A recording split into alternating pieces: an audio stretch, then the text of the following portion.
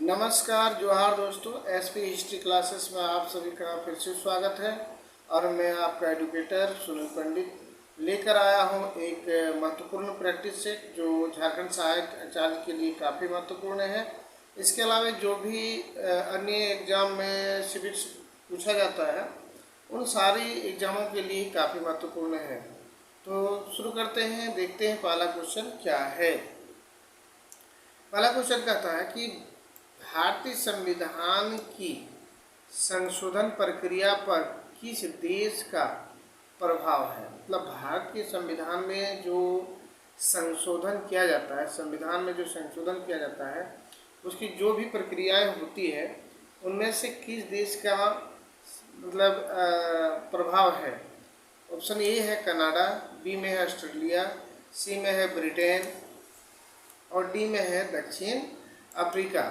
तो यहाँ चार में से कौन सा इसका सही जवाब हो जाएगा। तो इसका सही जवाब हो गया ऑप्शन नंबर डी। क्या हो गया? ऑप्शन नंबर डी, दक्षिण अफ्रीका।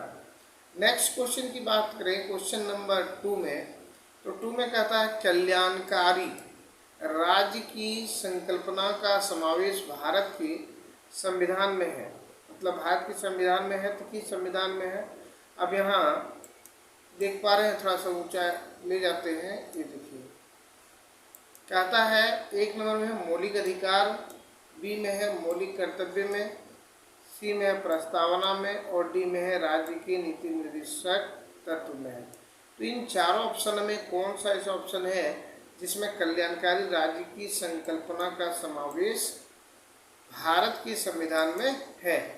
तो इसका सही जवाब हो जाएगा ऑप्शन नंबर आपका डी, राज्य की नीति निर्देशक तत्व में ये समावेश है। नेक्स्ट क्वेश्चन की बात करें, क्वेश्चन नंबर 3 में कि निम्नलिखित में से कौन ऑन लिबर्टी, क्या कहता है, ऑन लिबर्टी पुस्तक के लेखक है। ऑन लिबर्टी पुस्तक के लेखक कौन है? ए नंबर में है जे.एस. मिल, बी में है गार्नर, सी में है लॉस्की और डी में है ग्रीन। तो इसका सही जवाब हो जाएगा option number A, JS. Mills. Next question की बात करें, क्वेश्चन नंबर आपका 4, ये रहा आपका क्वेश्चन नंबर 4। देख पा रहे होंगे कि राजनीति विज्ञान का आरंभ और अंत राज्य के साथ होता है। किसने कहा कि राजनीति विज्ञान जो है इसका आरंभ शुरुआत और अंत जो होता है वो राज्य के साथ होता है। तो इस किसका कथन है? प्लूटो का है, ग्रेसिस का है, गवर्नर का है, एक्टन्स का है। तो इन चारों ऑप्शनों में से कौन सा ऑप्शन जो है सही जवाब हो जाएगा इसका। तो इसका सही जवाब हो जाएगा ऑप्शन नंबर सी, गार्नर का है कि राज्य का आरंभ और अंत जो होता है वह आपका राजनीतिक विज्ञान का आरंभ और अंत जो है वह राज्य के साथ होता है। इसका गवर्नर का कहना है। ऑप्शन नंबर का क्वेश्चन नंबर 5 में देखेंगे, प्रत्यायोजन प्रक्रिया का प्रमुख तत्व है। प्रत्यायोजन प्रक्रिया का प्रमुख तत्व क्या है? नंबर ए में दिया है, क्या दिया है कि कार्य वितरण है, बी में है अधिकार प्रदान करना है, सी में नियंत्रण प्रणाली का स्थापना है और डी में है उपरोक्त में सभी है।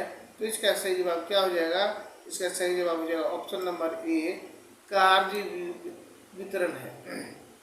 नेक्स्ट क्वेश्चन की बात करें, क्वेश्चन नंबर 6 में, तो जैसे कि आप देख पा रहे होंगे, ये रहा क्वेश्चन नंबर 6।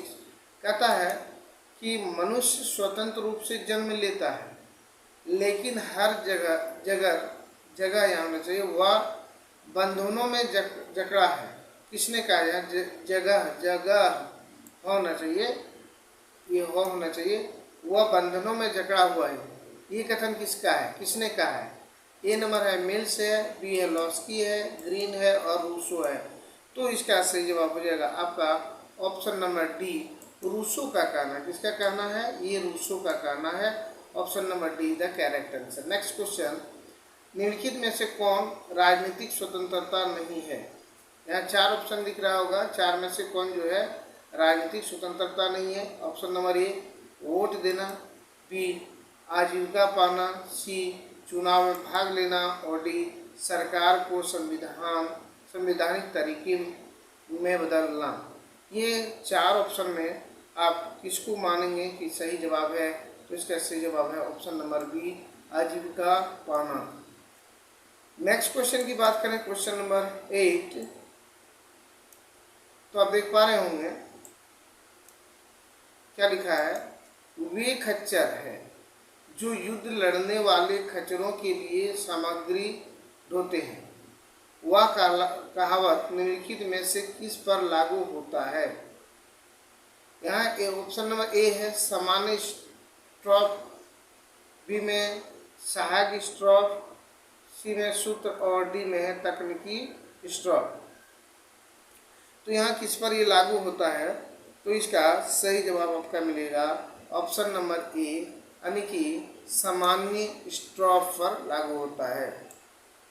ये हो गया option number A. Next question है क्वेश्चन नंबर 9 कि शीत युद्ध की समाप्ति के बाद कौन सा देश विश्व में शक्तिशाली रूप से उभरा है? मतलब शीत युद्ध की समाप्ति के बाद जो है कौन सा देश जो है विश्व में शक्तिशाली रूप से उभरा है? तो ऑप्शन नंबर ए है संयुक्त राज्य अमेरिका, बी है कनाडा, सी है चीन और डी है जर्मन। तो इसका सही जवाब हो जाएगा ऑप्शन नंबर ए आपका संयुक्त राज्य अमेरिका। नेक्स्ट क्वेश्चन है क्वेश्चन नंबर 10, तो इसके लिए हमें दूसरा पेज उपयोग करना पड़ेगा और थोड़ा इसको जूम कर लेता हूँ। ये रहा क्वेश्चन नंबर 10। जैसे कि आप देख पा रहे होंगे, कहता है गुट निरपेक्ष आंदोलन 1960 में किसके नेतृत्व में शुरू हुआ था? ये जो गुट निरपेक्ष आंदोलन प्रारंभ हुआ था 1960 में, लेकिन इसका नेतृत्व किसने संभाला था? Number 1 Pandit Jawaharlal Nehru, B marshal Tito, C Nasser और डी उपरोक्त में सभी। तो यहाँ 10 का सही जवाब आप ढूंढेंगे तो आपको मिलेगा कि ऑप्शन नंबर डी इसका सही हो जाएगा। यानी कहता है ये जो गुट निरपेक्ष आंदोलन चला था 1960 में, इसका नेतृत्व करने वाले थे पंडित जवाहरलाल नेहरू, मार्शल टीटे, नासिर, यानी उपरोक्त में सभी इसका सही जवाब है। नेक्स्ट क्वेश्चन है समाजवादी विचारधारा को कितने भागों में बांटा गया है? समाजवादी विचारधारा जो है इसको कितने भागों में बांटा गया है? ऑप्शन नंबर ए 4, बी 5, सी 2 और डी 3। टोटल कितने भागों में इसको बांटा गया है ये बताना है। तो इसका सही जवाब हो जाएगा ऑप्शन नंबर आपका सी, यानी कि इसको 2 भागों में, समाजवादी विचारधारा को 2 भागों में बांटा गया है। नेक्स्ट क्वेश्चन है कि मार्क्सवाद और लोकतांत्रिक समाजवाद के प्रमुख प्रवर्तक कौन हैं? यानी मार्क्सवाद है आपका और लोकतांत्रिकवाद है, ये दोनों प्रमुख जो है इसका प्रवर्तक कौन है? तो ऑप्शन नंबर ए में बर्नस्टीन है, बर्नार्ड शॉ है और सिडनी है, उपरोक्त सभी है। तो इसका भी आंसर हो जाएगा आपका उपरोक्त सभी, मतलब ये तीनों का तीनों है। नेक्स्ट क्वेश्चन की बात करें क्वेश्चन नंबर 30, और ये रहा क्वेश्चन नंबर 30। कहता है कि उदारवाद के प्रमुख तत्व हैं, क्या है? नंबर ए व्यक्तिवाद, वैज्ञानिकता, सामाजिक और आर्थिक निर्णय और उपरोक्त में सभी। तो इसका सही जवाब क्या हो जाएगा? इसका भी सही जवाब हो जाएगा आपका उपरोक्त में सभी, ऑप्शन नंबर डी। यानी उदारवादी के जो प्रमुख तत्व है वह है व्यक्तिवाद भी है और आपका वैज्ञानिकता भी है, सामाजिक और आर्थिक निर्णय भी है। नेक्स्ट क्वेश्चन लेते हैं क्वेश्चन नंबर 14। जैसे कि आप देख पा रहे होंगे कि किस देश में नागरिक और राष्ट्र के बीच घनिष्ठ संबंध होता है? निरंकुश देश में, नंबर ए में जो है निरंकुश देश है, बी में आपका हो गया आपका तानाशाही देश में हो गया और सी में है लोकतांत्रिक देश और डी में है इनमें से कोई नहीं। तो कौन सा ऐसा देश है जहाँ पर घनिष्ठ संबंध होता है नागरिक और आपका राष्ट्र के बीच? तो इसका सही जवाब हो जाएगा ऑप्शन नंबर सी, लोकतांत्रिक देश में ऐसा संभव है। नेक्स्ट क्वेश्चन की बात करें, क्वेश्चन नंबर 15। जैसे कि ये आप देख पा रहे होंगे, कहता नागरिकता ग्रहण करने के कौन से तरीके हैं। भूमि का अधिग्रहण करना, सरकारी पद पर कर्मचारी या अधिकारी के रूप में नियुक्त करना, संचय संपत्ति की खरीद या क्रय करके, उपरोक्त में सभी। यानी नागरिकता अगर आप ग्रहण करने चाहते हैं तो ये उपरोक्त सभी ही होगा, सब चीज़ होना चाहिए, तब जाके आपका नागरिकता मिल जाएगी। नेक्स्ट क्वेश्चन है क्वेश्चन नंबर 16। ये रहा क्वेश्चन नंबर 16 कि कालांतर में किस शब्द का प्रयोग राजनीतिक शरीर के रूप में होने लगा। मतलब कालांतर में कौन सा शब्द है राजनीतिक शरीर के रूप में हो रहा है। राज्य का, राष्ट्र का, संघ का, और इनमें से कोई नहीं। तो ये 16 का आंसर क्या हो जाएगा। 16 का आंसर हो जाएगा ऑप्शन नंबर ए, राज्य का उपयोग हो रहा है। नेक्स्ट क्वेश्चन की बात करें, क्वेश्चन नंबर 17 कि लोक कल्याणकारी होगा। यहाँ लोक कल्याणकारी राज्य किस पर आधारित होता है। राज्य जनहित पर, समाज कल्याण पर, ए और बी दोनों, या स्वतंत्रता और समानता पर। तो ये जो है आपका 17 का, इसका हो जाएगा सी। क्या हो जाएगा, सी हो जाएगा, ए और बी दोनों हो जाएगा। यानी कि राज्य जनहित के लिए भी होता है और सामाजिक कल्याणकारी के लिए भी होता है। नेक्स्ट क्वेश्चन की बात है, क्वेश्चन नंबर 18। तो ये रहा आपका क्वेश्चन 18। देखिए लिखा है कि पंथ निरपेक्ष राज्य की आलोचनाएं किस धारणा पर आधारित है। पंथ निरपेक्ष, नंबर ए मिथ्या, बी मानव धर्म, सी स्वतंत्रता और समानता, और डी उपरोक्त में सभी। तो किस पर ये आधारित है, यहाँ हम देख पा रहे होंगे। इसका सही जवाब क्या हो जाएगा। तो इसका सही जवाब हो जाएगा ऑप्शन नंबर ए, मिथ्या के आधार पर आधारित है। नेक्स्ट क्वेश्चन है क्वेश्चन नंबर 29। कहता है कि किस वर्ष में भारत की श्रीमती विजयालक्ष्मी पंडित जो है साधारण सभा के अध्यक्ष चुनी गई थी। साधारण सभा के अध्यक्ष विजयालक्ष्मी पंडित कब चुनी गई थी।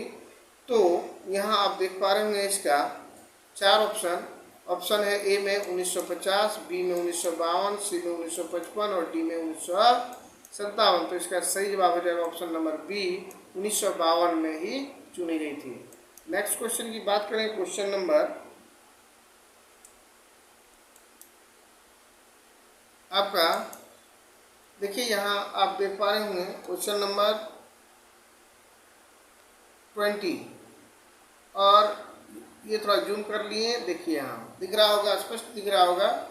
कह रहा कि द्वितीय विश्व युद्ध के बाद अंतर्राष्ट्रीय पटल पर कौन सी महाशक्तियाँ उभरी। संयुक्त राज्य अमेरिका ए में है, बी में है सोवियत संघ, सी में है ए और बी दोनों, और डी में है संयुक्त राष्ट्र संघ। तो कौन सी शक्तियाँ जो है उभर कर आई थी। तो यहाँ इसका सही जवाब हो जाएगा ऑप्शन नंबर सी, यानी कि संयुक्त राज्य अमेरिका और सोवियत संघ दोनों। क्वेश्चन नंबर 21 है कि भौतिक विकास की दिशा में प्रत्यक्षशील देश को किस नाम से पुकारा जाता है। यहाँ भौतिक विकास की इस दिशा में प्रत्यक्षशील देश को किस नाम से पुकारेंगे। तो नंबर ए में है विकासशील देश के नाम से, उभरते हुए राष्ट्र के नाम से, विश्व के देश के नाम से, या उपरोक्त सभी। तो इसका भी आंसर हो जाएगा उपरोक्त सभी, option number D the correct answer. Next question की बात करें, क्वेश्चन नंबर 22। तो ये रहा 22 क्वेश्चन नंबर। कहता कि निम्नलिखित में से कौन समाजवाद से प्रभावित थे। Number A Nehru ji, B Gandhi ji, C Tilak ji, और डी सुभाष चंद्र बोस। या क्या कहता समाजवाद से प्रभावित थे। तो समाजवाद से प्रभावित होने वाले व्यक्ति कौन थे, महापुरुष कौन थे। तो महापुरुष थे पंडित जवाहरलाल नेहरू। नेक्स्ट क्वेश्चन की बात करें कि स्वतंत्रता के पश्चात भारत में किसकी स्थापना की गई। यानी स्वतंत्रता पश्चात के बाद जो है भारत में किसकी स्थापना की। लोक कल्याणकारी समाजवाद, राजनीतिक समाजवाद, लोकतांत्रिक समाजवाद, और ऑप्शन नंबर डी में है उपरोक्त सभी। तो इसका सही जवाब क्या हो सकता है? यहाँ हो जाएगा इसका सही जवाब ऑप्शन नंबर सी, लोकतांत्रिक समाजवाद। नेक्स्ट क्वेश्चन है, क्या प्रस्तावना परिवर्तनीय है? मतलब क्या जो प्रस्तावना को हम लोग परिवर्तन कर सकते हैं? भारतीय संविधान की जो प्रस्तावना है वो शुरू होता है हम भारत के लोग से, तो ये प्रस्तावना क्या परिवर्तन कर सकते हैं या नहीं कर सकते हैं? तो ऑप्शन नंबर ए में हाँ, बी में नहीं, सी में स्पष्ट नहीं है और डी है इनमें से कोई नहीं। तो इसका सही जवाब हो जाएगा ऑप्शन नंबर बी, इसको नहीं परिवर्तित नहीं कर सकते, ये परिवर्तनीय नहीं है। नेक्स्ट क्वेश्चन है क्वेश्चन नंबर 25, तथा किस मामले में उद्देशिकाओं को संविधान का अंग माना गया है?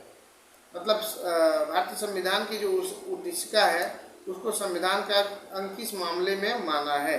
तो यह मामला क्या है? मामला को देखना पड़ेगा।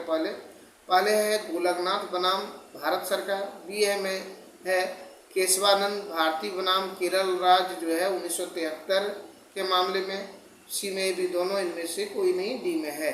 तो इसका सही जवाब हो जाएगा option number B, Kesavananda Bharati बनाम केरल राज्य मामला इतना है ना। इसका सही जवाब हो जाएगा option number B. Next question की बात करें, क्वेश्चन नंबर 26, कहता कि भारतीय संविधान सभा में कब अंगीकृत हुआ? मतलब ये अंगीकृत का मतलब होता है बन के तैयार हो जाना।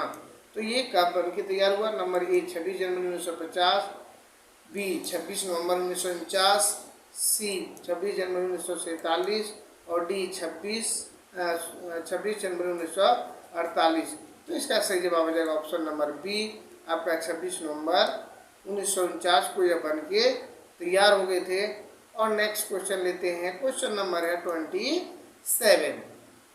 ये रहा क्वेश्चन नंबर 27, कहता कि संविधान सभा की प्रथम बैठक कब हुई थी? तो संविधान सभा की प्रथम बैठक नंबर ए 15 अगस्त 1947, बी 9 दिसंबर 1946, सी 4 जुलाई 1947 और डी 2 दिसंबर 1946। तो इसका सही जवाब हो जाएगा प्रथम बैठक जो हुई थी वह 9 दिसंबर 1946 को हुई थी। ये ऑप्शन नंबर बी है। नेक्स्ट क्वेश्चन है क्वेश्चन नंबर यहाँ 28 होगा, ये 28 है। और भारतीय संविधान का अभिभावक कौन है? भारतीय संविधान का जो अभिभावक है वह कौन है? भारतीय संविधान का अभिभावक मतलब हो गया राष्ट्रपति है, बी में संसद है, सी में सर्वोच्च न्यायालय है और डी में से कोई नहीं। तो ये भारतीय संविधान का जो अभिभावक है वह किसको माना गया है? तो इसको माना गया ऑप्शन नंबर सी, सर्वोच्च न्यायालय को माना गया है। नेक्स्ट क्वेश्चन है क्वेश्चन नंबर 29, क्या कहता है कि भारतीय संविधान पर सबसे अधिक प्रभाव किसका पड़ा? तो यहाँ देखते हैं ऑप्शन नंबर ए भारत सरकार अधिनियम 1935 का, बी भारत सरकार अधिनियम 1919 का, सी भारत सरकार अधिनियम 1934 का और डी इनमें से कोई नहीं। तो इसका सही जवाब हो जाएगा ऑप्शन नंबर ए, यानी भारत सरकार अधिनियम 1935 का भारतीय संविधान में सबसे अधिक आपका प्रभाव पड़ा था। नेक्स्ट क्वेश्चन और आज की क्लास का अंतिम क्वेश्चन देखते हैं। कहता है, क्या कहता है? देखिए, भारतीय संघीय व्यवस्था की एक विशेषताएं हैं। क्या संघीय व्यवस्था की क्या विशेषताएं हैं? नंबर ए मूल अधिकार की सर्वोच्चता, बी विधि एवं कानून की सर्वोच्चता, सी न्यायालय की सर्वोच्चता और डी संविधान की सर्वोच्चता। तो यहाँ ऑप्शन नंबर इसका जो डी है ये करेक्ट होगा, आपका संविधान की सर्वोच्चता। तो आज का 30 महत्वपूर्ण रहा। ये वीडियो कैसे लगा? वीडियो अच्छे लगे तो वीडियो को लाइक शेयर एवं कमेंट जरूर कीजिएगा और चैनल पर अगर पहली बार हैं तो चैनल को सब्सक्राइब कर लीजिएगा। चलिए मिलते हैं नेक्स्ट वीडियो में, तब तक के लिए जय हिंद, जय भारत, वंदे मातरम।